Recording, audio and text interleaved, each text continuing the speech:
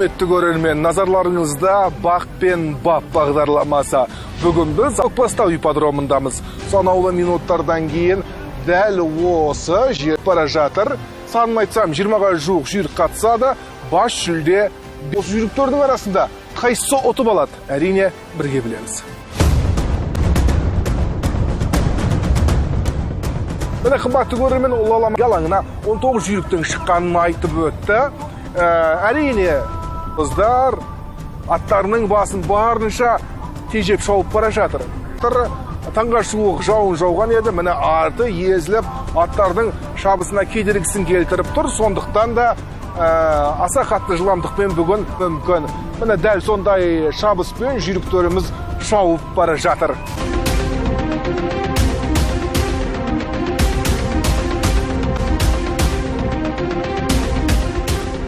Мәне бірінші бастап бара жатқан 17-ші нөмірдегі Қарақат. Айта кетейік, Қарақат алып қосылып жүлдеден көрінген жүйрік айды. Сол топ бастады. Оның сыртында да мықты тұлпар. Енді бұл жерде ерекше атап өтетін жүйріктеріміздің, Бетіп ағамыздың Байторысын атасақ болады. 22-ші нөмірдегі жүйрік. Оның сасақта болады бәйгеден дәмелі жүйріктердің бірі. Асу бар, Айсуындаған ала көз бар. Осылардың арасында тартыс болуы мүмкін. Бағамыз әлі бірнеше айналым бар. Келетінін кесіп айту өте қиын. Шабандоздар соңына дейін ждақаттылықпен шабады. Өйткені әрине олар жер жағдайын естігілердің шабандозғырға беріп атқан кеңесін естіп қалдым. Оларда қатты жылдамдықпен қос аяқпен шабуға тырыс соңына дейін деген кеңес кереді. Өйткені аттың үстінде отқан шабандоздардың барлығы далап батырлары. Солардың бірі әрі бірегейі Қабыл шабандоз. Берік Арықбаевтың ақ қоянын тақымдаған Қабыл.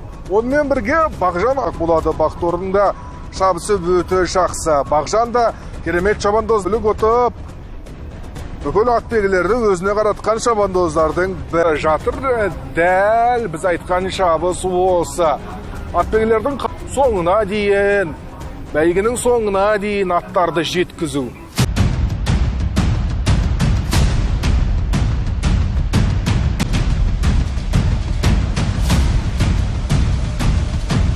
Жаңа ғана біз айтқан Қабыл Айтқабыл. 23-ші нөмірдегі жүйрікті айтып өтейік, қабылдатадық. 9 Фортуна Романов дейді. 14-ші нөмірдегі тұлпарымыз Қамбарыс.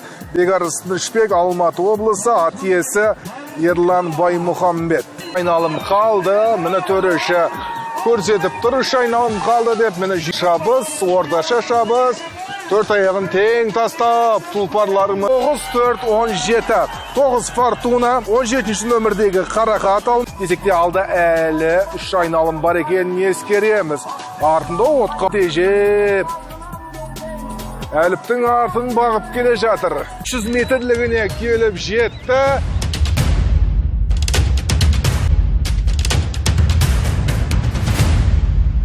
Шабандоз қан демек, атта күш бар. Фортуна 2-ші болып қапты.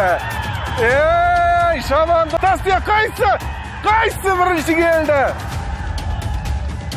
4-ші орында атайық. 4-ші орында иеленетін тұлпарымы тұяқ бірінші орында алды. Ал Фортуна жүлде.